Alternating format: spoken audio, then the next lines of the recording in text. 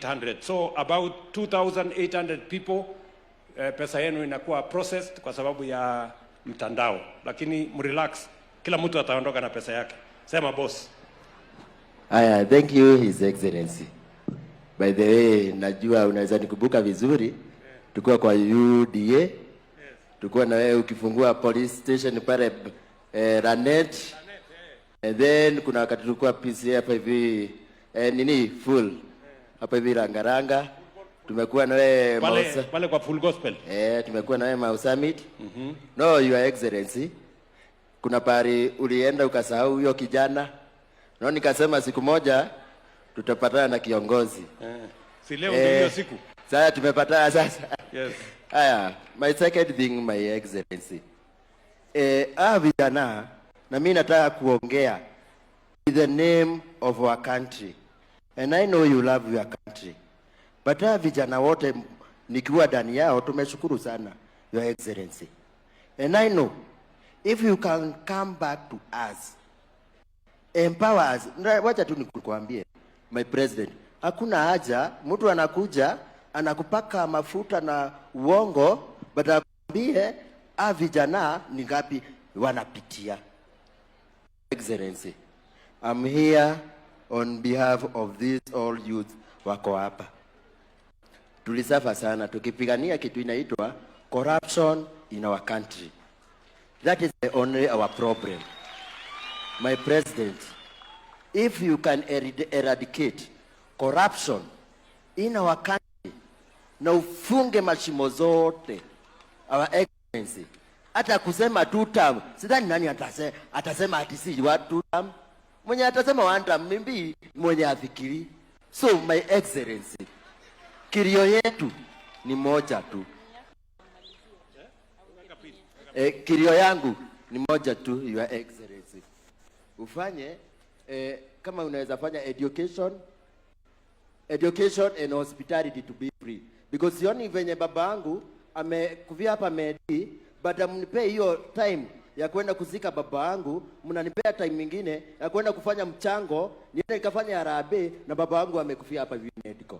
If you can say medication to be free to every citizen of this country, I think that can be good. Asante. The last thing, Your Excellency, kama unaweza fanya education from nursery to university, that is the universal right for everybody. Kama unaweza maskini tajiri wote wasome. These stories za CDF na whatever na basari, sometimes asifikiagi watu wote. Excellent, that is only my message. Very humble. Asante. Thank you very much. Aya, James ameniambia anasema anawania kiti ya MCA biashara wote. Kumbe ni mwanasiasa kama mimi. Sasa huyu ndugu yangu James Mbogwa amesema mambo manne. Amesema number 1, tumalizane na ufisadi. Si ni kweli? Na ndio niliuliza wakati nilisimama hapa, kama kuna mmoja wenu amehongana na hii program. Ni mnanielewa? It is because we must have systems that makes corruption impossible. Ni mnanielewa? Why we are digitizing. Kama ni mambo ya mbolea ya wakulima, digital platform. Kuiba inakuwa ngumu. Kama ni mambo ya nyota hii, tunakuwa digital platform. Kulete ukora ngumu.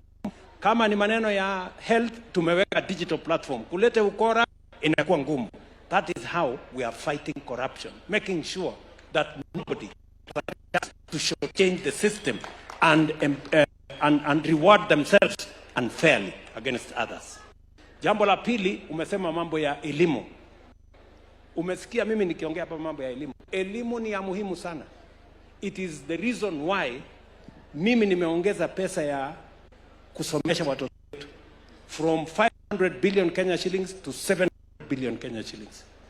Leo mtoto wa kila Mkenya anapata nafasi ya kusoma university, college, kwa sababu tumehakikisha ya kwamba wale watoto wa kutoka jamii maskini tunawapatia bursary, tunawapatia scholarship almost 90%. Mzazi analipa kidogo. Unajua lazima haiwezi kuwa free for now. kwa sababu hatuna pesa ya kutosha kufanya ikuwe free. We must be honest to ourselves. Kuna wakati tulisema itakuwa free, karibu university sifungwe kwa sababu we couldn't afford. So we must progressively, wakati tunazalisha uchumi, ndio itafika wakati tutakuwa na uwezo wa kulipia kila mtu. For now, it has to be a partnership between the government, parents and other stakeholders. Umesema mambo ya afya, Bwana Mbogo. Wewe unajua watu wengi walikuwa wanauza mashamba kwenda kulipa gharama ya hospitali. Kwanza wewe umejiandikisha kwa SHA? Uko kwa SHA? Wangapi hapa wamejiandikisha kwa SHA? Wacha nione kwa mkono. Na mumesikia vile nimesema, kama wewe umejiandikisha kwa SHA, enda hospitali ya serikali, hospitali ya private, hospitali ya mission. Kama umejiandikisha kwa SHA, uende ile outpatient, uone daktari, upatiwe dawa, udunge sindano, uende nyumbani, usiliitishwe pesa yote. Pesa ya outpatient yote Kenya tumesema tunalipa kama serikali ya Kenya in all our hospitals. Ile kitu ambayo tunasonga hapo mbele ni kama unaenda kulala kwa hospitali. Sasa hapo ndio tuko na ile mchango ambayo mwananchi anatoa pesa kidogo. Wewe umesikia Bwana Mbogwa, siku hizi watu wanalipiwa 1,100, 1,300, 1,500. Umeshasikia hiyo story ama hujawahi kusikia? Umesikia? Uko na mimi nikuulize, wacha nikuulize swali. Umeniuliza swali hata wewe. Wacha nikuulize yangu. Wewe umewahi kusikia mtu yeyote amelipiwa na SHA? Wapi Batia? Umeshawahi kusikia? Okay. Wacha nijibu kwa hekima, Your Excellency. Okay, wacha nijibu. Your Excellency, niko na haja ya 1,000. Wewe umekuja umenipatia 20, ukaniambia James, mimi niko na uwezo kukusaidia. No, hiyo dhao sina. No, shika hii 50. Si ndivyo? So stahili kwenda kutafuta ngapi? 950. Umenisaidia Your Excellency, kama umenipea jukumu mwingine ya kwenda kutafutilia hata zaidi ya hivyo. Umesaidika na 50. Ndio? Nimesaidika na 50. Kwa sababu huko naye. Si ndio? So lazima ukia ukubali. Mimi nimekuuliza swali utakujibu. Nimekuuliza umeshawahi kupata mtu ambaye amelipiwa SHA? Nimepata wengi. Moja ama mbili? Na kadhaa. Wengi. Wamelipiwa na SHA.